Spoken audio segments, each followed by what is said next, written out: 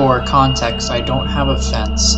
I was taking my dogs out, so I sat in the chairs near my fire pit in my backyard and started tanning. After about 20 minutes of being there, my dog noticed something moving in the bushes in my backyard like 10 feet away from me. He starts barking with his hackles up. A man is startled by my dog's deep bark and yells out, "I'm just taking a picture of my shoe." My dogs go nuts barking at him like crazy. They're two golden, so it's a rare occurrence for them to be so on edge with the hackles up. This creeps me the fuck out, so I grab my dogs and take them inside. I immediately call my boyfriend and tell him what's happening. He told me to call the cops, so I do. The cops don't show up after 30 minutes, so my boyfriend rushed home and confronted the guy, telling him to leave the backyard, and the guy sticks to his odd story. "I'm just fixing my shoe." Boyfriend is like crouching in a bush. Get the fuck off my property. My girlfriend is scared. This dude continues to stay there for a while, but eventually gets intimidated by my boyfriend and leaves. When I was a teenager in the 90s, there weren't many places for us to go, diners or the beach. For a time, a friend and I used to always go down to one of the beaches in the middle of the night, meet with other friends, talk, walk, whatever. I would drive her home and then drive myself home, taking several parkways. There was one night, I think it was in late summer, early fall, when I was driving home around 2 to 3 a.m. Someone started to tailgate. Speed limit is 55 miles per hour, but most people could go around 65 to 70. And in the middle of the night, some people can stupidly go fast and risk a major accident on some of the curves. I was going probably around 65 when this older car, I don't know car makes, but it looked like an older Cadillac Buick style beige color. I sped up and got into the left lane. This guy starts to pull up to the side of my car.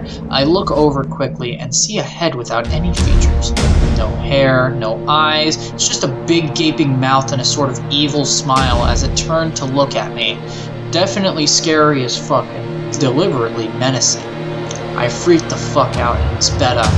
I think I ended up going 90 miles an hour or something higher to get away from this freak. He kept acting like he was trying to run me off the road, which would have been not very difficult to do. It's just 2 lanes and lots of low bridges and curves. I didn't know exactly how long he chased me, but then he was gone.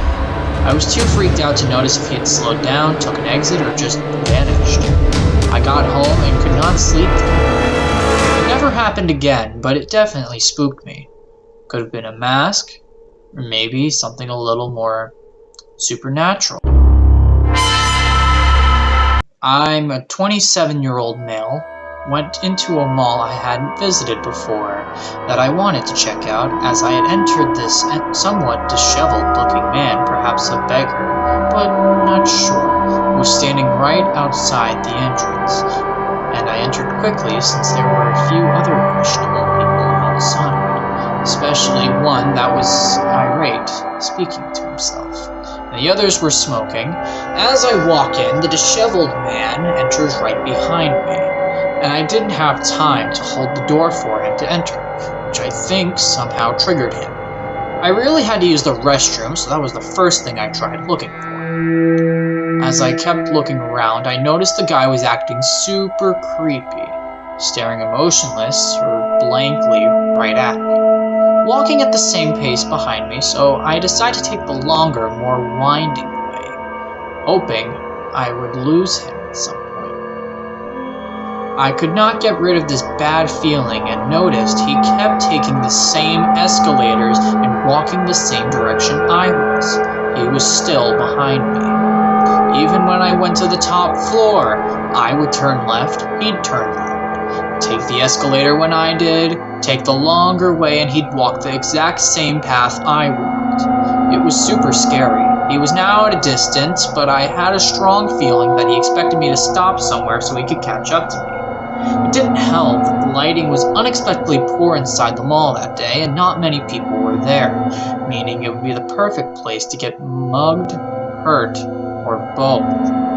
I kept walking faster until I turned right nearing the end of the hallway, which had multiple doors and other stores, especially one leading right to the parking lot. I decided to head to the lot, and as soon as I get there, the elevator opened, shut the elevator doors ASAP. I took the elevator to the ground floor, it closed, and I walk out onto the main street. I had a sigh of relief. I noticed he was nowhere in sight. I went to another shopping center and went about my day, never seeing the creep again. I work for my city's water department. My everyday job consists of repairing leaks or doing new installations for businesses and homes. There are two parts to our water department that keep everything running: distribution, where I normally work, and production. Production deals with the chemical side of things. They chlorinate the water and do sample water checks. Production is also responsible for the upkeep of our water well sites and our water storage facilities, like the tall water towers you might have in your city. Mowing grass is one of those responsibilities. Both parts of our department are extremely understaffed right now, so we sometimes give the production guys a hand with the grass when they need it. A couple of weeks ago, it was my turn, and here's where the weirdness begins. My city is in central Louisiana with a population of about 45,000 people. We're surrounded by wooded area. No matter which way you travel into or out of town, you're going to see plenty of trees. As such, a lot of our well sites are located out in the boonies. Most of our city trucks are four-wheel drive with mud grips because it's needed more often than not. I had 4 sites to cut that day. I headed out just before the sunrise to one at the end of a long dirt road, where if trouble strikes, your phone better be charged because no one is going to be able to hear you yell for help. Surprisingly, this isn't where my strange encounter took place. The sun was rising as I was approaching my first site, and on the road ahead of me stepped out a doe with her 2 fawns. Excitedly, I hurried to snap some pictures. To my surprise, the mama and her babies were not afraid of the loud, rumbling diesel I was driving. The speckled fawns made their way across the path as the mom calmly watched me in the truck. Once the babies were safely across, she looked back the way she came and then joined the little ones in the tree line on the opposite side of the road. I breezed through my mowing, loaded the equipment back onto the trailer, and texted my mom the pictures of the deer as I headed back into town. My mom messaged me back saying, "I've read that deer are an omen of good fortune. Looks like you're going to have a great day. Be safe, I love you." And I did have a great day. I knocked out the next 2 sites without issue and everything was going smooth, until I reached the gate of the last place I had to go. McKeithen's site is the biggest one we have that's closer to our town. It's about the size of a football field. Not in the middle of nowhere, but it is on the outskirts of the city.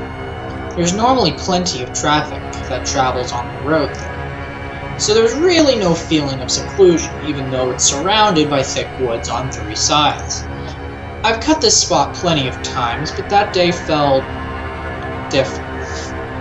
I pulled the truck through and hopped out to lock the gate behind me. Immediately, I felt like I needed to get back into the truck as quick as possible. I made my way down to the driveway to the park near the tower, like I have done many times before, but after I parked and killed the truck, everything felt heavy and silent.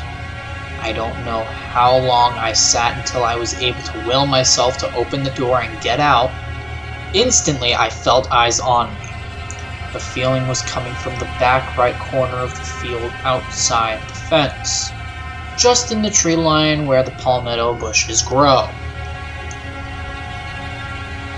I calmed my nerves and reminded myself that I was surrounded by an 8-foot inclimbable fence with the gate locked. Yeah, if someone had a gun, they could have shot me if they wanted to, but they weren't going to actually get to me. The barbed wire at the top of the fence didn't get them, a face full of weed eater string/blades wood. I jumped on the 0 turn and took off mowing, keeping an eye on the back corner during every pass. After about 2 hours, it took multiple runs to do the overgrowth. I had the entire front mowed, and it was time to hit the back by the creepy corner. I was about to head that way, but the mower blades wouldn't engage. I had to take the covers off, pull grass out of the belts, and out from under the deck. I had to grease the pulleys and do all sorts of troubleshooting. I finally got the blades going, but then the gas light came on. I didn't realize it until later, but it felt like something was doing everything it could to keep me from going to that part of the lot. I finally got everything up and running and mowed the back as quick as possible, doing everything I could to keep my sight on the fence. I finally got done and loaded the mower. I still had to do a little bit of weed eating around that area, but when the weed eater wouldn't start, I knew it was time to go. I hadn't had an issue with it all day, but that was the last hint that I needed to get out of there. After pulling out of the gate and locking it behind me, I turned out onto the highway to head home. But not before looking back at the back corner one last time. That's when I finally saw it. The unmistakable shadow of a figure standing in the palmettos. It wasn't trying to hide or make itself unseen. It was there. Being at a safe distance from it, I stopped and watched. It moved to the side as if it were bending to try and see me better at the road. It had no distinguishing features, no hair, no clothes, just a person-shaped mass. I decided I had to get as far away from there as I could. I had been so close to it for so long and just never saw it. I called my mom later that night and told her what had happened. She told me that she did some more reading about seeing the deer and learned that they are a sign of protection. That some people believe that a deer means that a higher power is watching over you. After my mom told me that, I couldn't help but think, what if I had not seen the deer that morning? Would I have even seen the shadow? Would it have been able to do something to me? Why did it choose to show itself to me? Is it something about me, or is it tied to that part of the woods? My mom texted me even later that night. She was sitting out on her back steps in my little old hometown when she heard something rustling near her storage shed. She shone her light into the dark, and what stands there but a deer. Deer had never came into the backyard before, but that night a large deer stood tall, staring back at my mom. She told me she felt like it was there as if to say, "It's okay, he's safe, don't worry, we got him."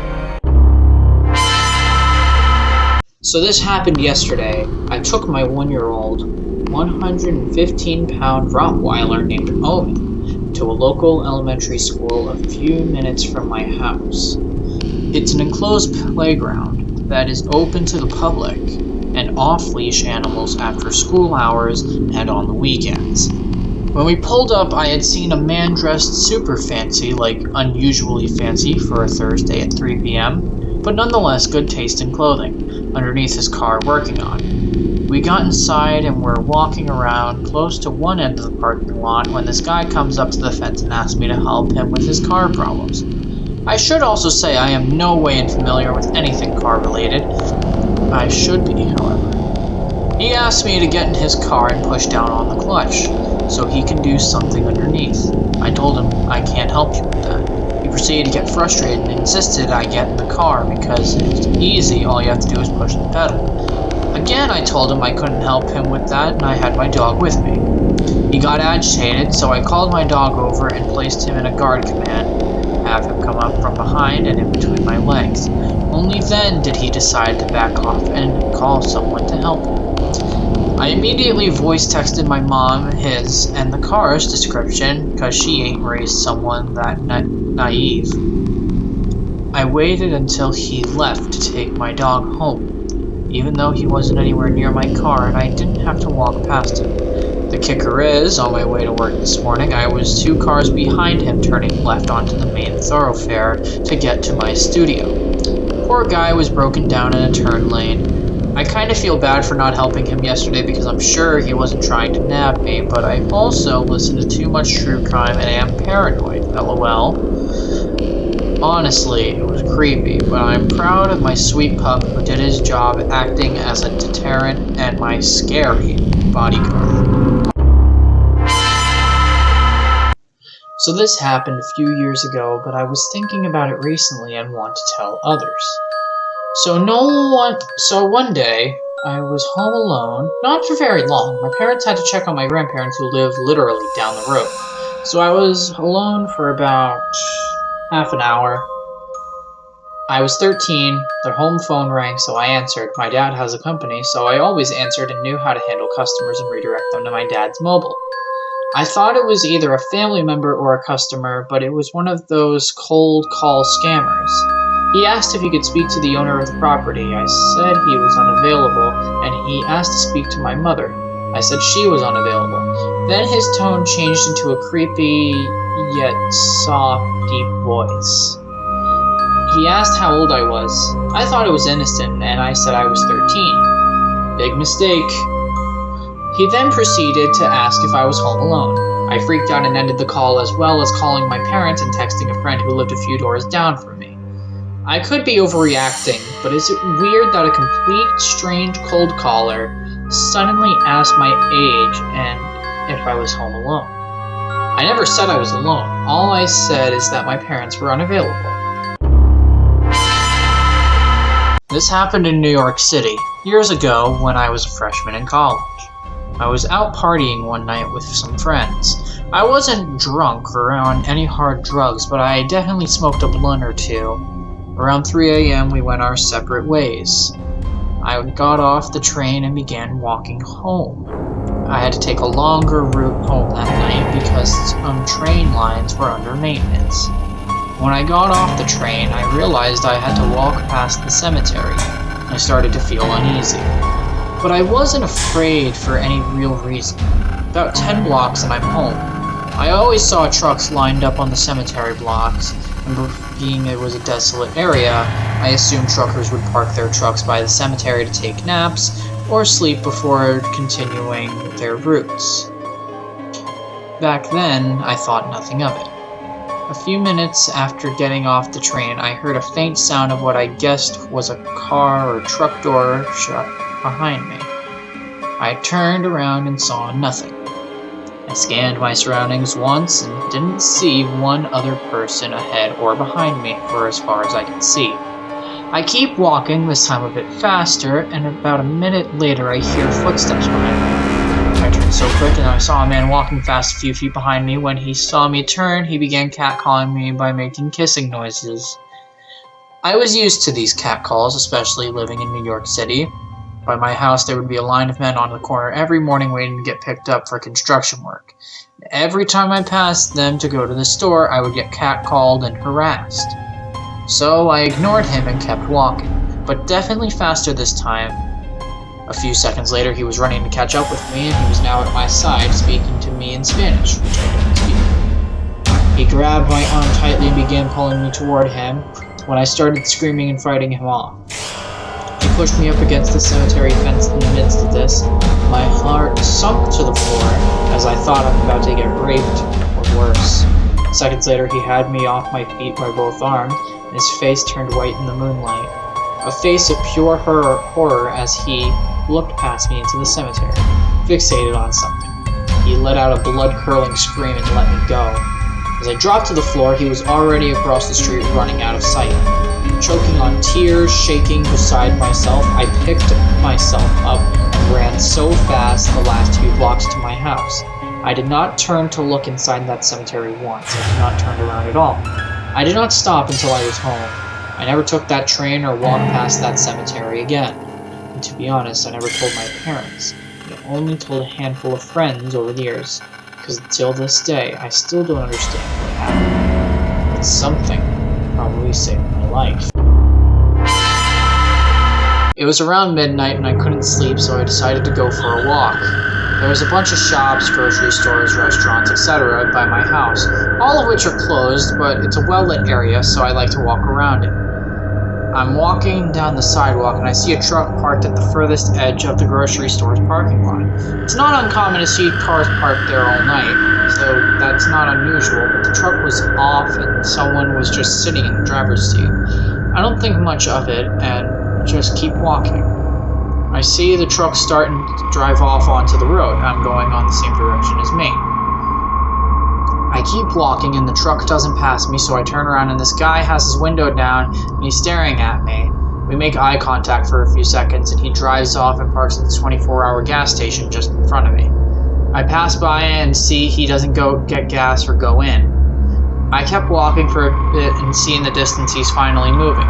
By this point I'm getting nervous, so I went to the most well-lit area, which is in front of the grocery store he was parked at, and he's driving towards me and passes by me.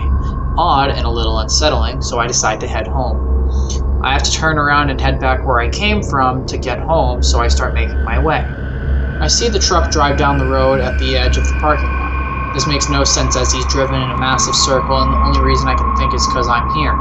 So I decide to wave at him. He keeps driving and makes a turn right onto the road. I have to get on to get home. The rest of my walk home, I was certain I'd see him again or be ambushed or something, but he was just gone.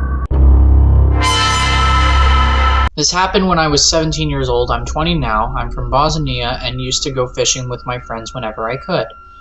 When the summer break began, we used to explore many rivers. Usually we would encounter animals or people, but nothing special. Keep in mind that legal driving age in Bosnia is 18, so we would usually take a bus to a location or just walk to it. One night, me and my friends sat on a bus and went to a city not too far away. I won't be telling the name because it's a small country and I've always had a phobia of someone from the internet finding me. Anyways, we arrived and before exiting the bus, an old creepy drunk guy said something along the lines of, "You boys going fishing?" To which I replied, "Yes, in the lake name." He added, "Well, good luck, then I hope you catch some fish," with a very creepy laugh. Anyways, we arrived to the lake, which was very beautiful, and started fishing. At around 1:30, after we had some beers, we could hear arguing in the distance. One of my friends took a flashlight and shined it in the distance, and as he went over a bush, somebody clearly crouched down. As there were many of us, we weren't really scared. Me and the friend with the flashlight went to investigate it while the others stayed near the campfire. Upon arriving to the bush, we spotted the same old drunk guy crawling in the grass. We asked him what he was doing, to which he replied he was hunting. We did not see any weapon on him whatsoever, so I proceeded to ask him, "What are you hunting without a weapon?" He got up and said, "Look, this is a coincidence, I'm gonna get going," while stumbling away. We returned and tried to enjoy the rest of the night. Around 4 a.m., we hear somebody angrily shouting in the distance again. We turn around and spot this buff guy in a black shirt covered in tattoos. Behind him was the old guy. "What do you think you're doing on my property?" he said to us. "Sir, we were fishing. We didn't know this property was yours." In the argument, I could see my friends packing the fishing rods and all the things we brought. My friends made a run for it in the forest, leaving me and another friend. "Okay, you're gonna call your friends and tell them to come back, or else you're gonna not leaving," says the buff guy. I, of course, did not want to do that, as I did nothing bad. We were quiet, just talking, doing nothing to disturb no one, and plus the river was like 300 meters away from the houses. My friend tells the man we're going and starts to walk. Now this is where it gets scary. The dude grabs my friend by the neck and again starts arguing with him. I jumped in and hit the guy in the face and started running towards the road. He lets go of my friend and chases after me. After running for about a minute, the dude gets tired. I ended up exiting the trees and going onto the street. I wait on a bench for some time and see my friend coming. He sits next to me and tells me that the dude started chasing me. The old guy jumped on him with a hunting knife. Thankfully, he missed my friend and he ended up pushing the dude and running as well. We called the cops after this. A patrol came and we gave our statement. We called our other friends and ended up meeting up with them. The cops explained to us that the part where we had been was private property, but again, the fact that the guy grabbed my friend by the neck was not how he should have reacted. We ended up going home, and nowadays we laugh at this story. This happened to me a few months ago. I was 15. My room is in the basement of my house, but I have a door that leads to a small concrete thing with stairs up to the backyard. The window to the door has a clear view to a window for our sunroom. We always lock the door out to the sunroom, but never the sunroom, since it's pretty much empty and there's no need. We also live in a community with mostly old people. I open the blinds to the window every morning to light up my room. It points right to my bed. I rarely forget to close the blinds, but I fell asleep really early and never got the chance. Like I said, I fell asleep really early around 6 p.m. So I woke up at around 4 a.m. to see something staring through my sunroom window at me. I froze, I didn't know what to do, and it didn't seem like they saw I was awake, so I just pretended to wake up, got up and walked out of view in the window, and called my brother who was upstairs. He got up and went out with a baseball bat. I heard some yelling before the sound of my gate slamming shut. My brother came in and said it was some weird old guy. Still freaks me out. I've never opened my blinds since.